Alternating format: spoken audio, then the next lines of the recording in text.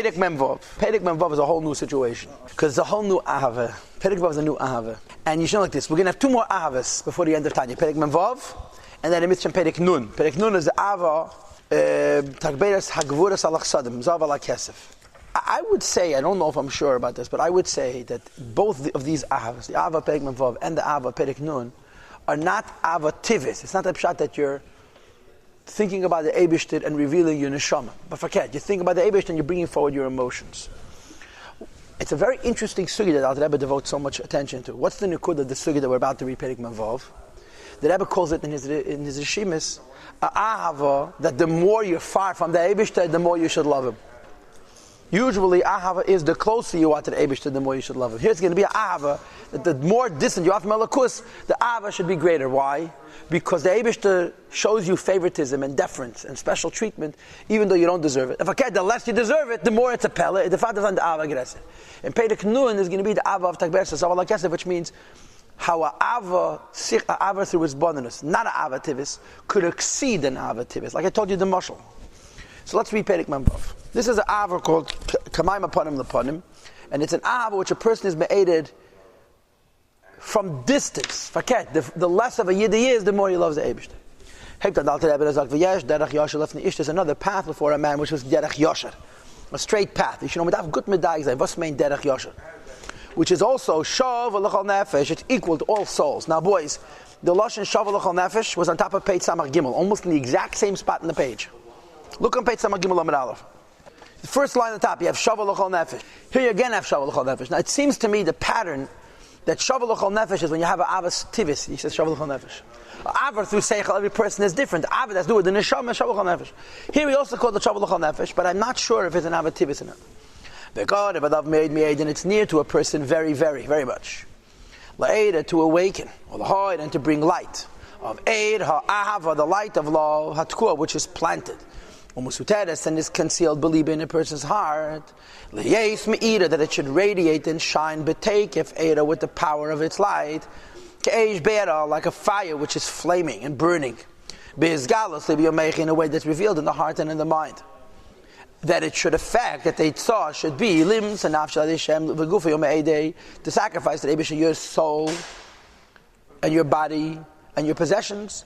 B'chol leiv v'b'chol nefesh u'miyet b'chol levavcha b'chol nafesh b'chol meidecha be'umkat from the depths of one's heart be'emes lamiti, in absolute truth. And of course it says what I said before was wrong.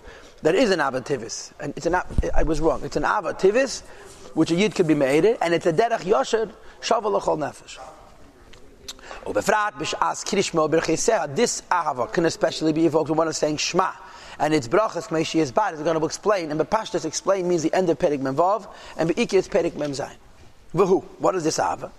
Kasha Yossi el libe, a person will apply to his heart, Masha Melach Kosa, the pasuk says, Kamayim aponim leponim, just like the face that looks into the water is mirrored by the water, right? The water will show back, will reflect the face that looks into it.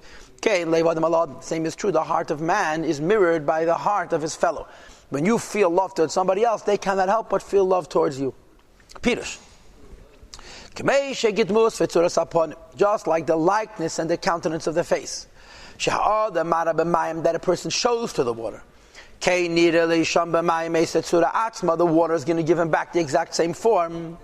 The same is also true in Ruchnistic terms. That leiv ha'adam, the heart of a person, ha'ne'eman, that is loyal. Let's say translate ne'eman. Be'ahavas elishach, is love to another fellow. Ha'ahavazu, when one person genuinely and sincerely loves his fellow, it's made it. It's ahava b'leiv chaveri love. Gamkin. It arouses a love from his fellow to him as well. Yes, evim ne'eman of zealous, to be loyal friends to one another. Befrat, and especially love, when he sees how much that other person loves him, he cannot help but love him back. I remember that during Pashas Hasfarim, the Rebbe was so upset. Hat the Rebbe jemand ausgedrückt, ich verstehe nicht, wie sehr hat mir Feind. Steht Kamaim upon him came levad ich habe ihm lieb. I wasn't here, but I heard Chazara. His nephew, says the Rebbe, v'hinei, zehu tava hanog v'midas kol. This is normal in two people who even on the same madreg. Now think about this. Afim shneim shavim b'mayla. They're the same level. And when one loves Reuven, loves Shimon, Shimon cannot help but love Reuven. How much more so? If a great and expansive king His mad avos yagdula vatzuma will show his great and intense love.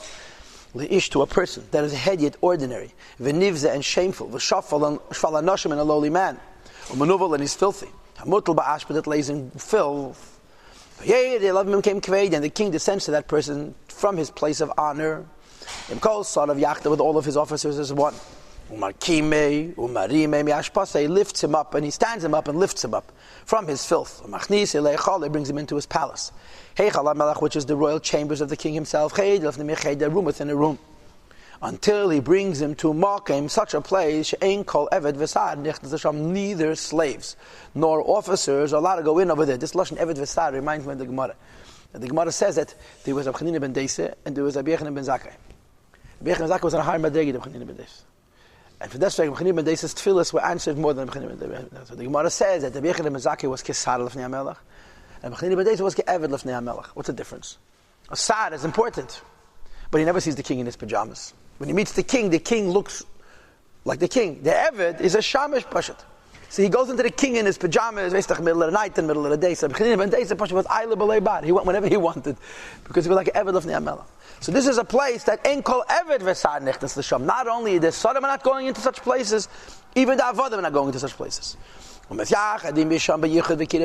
He unifies himself with him with a union and a closeness which is real, true. V'chibuk, and he hugs him.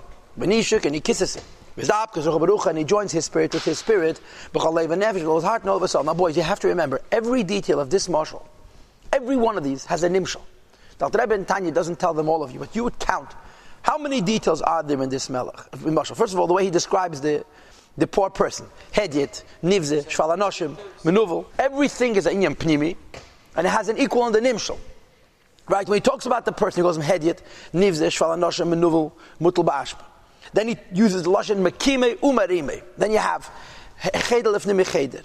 Misyachad imesham b'yichud v'kirev amiti. Then he uses two lashonos chibuk. Then you have chibuk. Then you have nishuk. Then you have zdabkas rucha baruch. And chibuk and nishuk, the Alter Rebbe explained himself Perek Mem Vav, Perek Mem Hey, and he's going to explain it later on the next shir. That chibuk is mitzvahs, and nishuk is teira.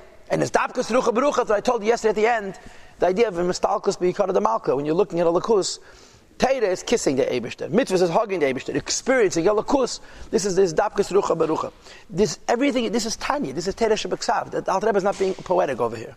Says the Rebbe, Allah has come how much more so. Shetes aid and Mela would all automatically arouse Ha'ahav, the love from this person, and uses lashon kful u'mechubel as doubled and redoubled. And you had in Tanya Perek Lamed Gimel kful u'mechubel, which means 4 times. There is 4 starkheiten, 4 intensities. Each one is doubled and redoubled, right? Remember we discussed it in Perek Lamed Gimel. So the Rebbe here is mitzaying to his notes over there.